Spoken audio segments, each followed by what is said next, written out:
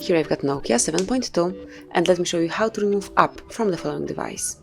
So let me show you two methods. The quickest one is to just tap on the particular application that you would like to delete. It can be TikTok, just hold it, then tap on this eye icon, and here you will notice Uninstall tab. Just tap here, and then confirm that you would like to uninstall this app by tapping on OK.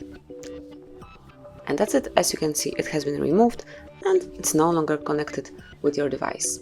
You can also open the settings to do it. Just go to the settings, now find and select apps and notifications, and if you would open all apps, you can just pick the one that you would like to remove. So let me choose, for example,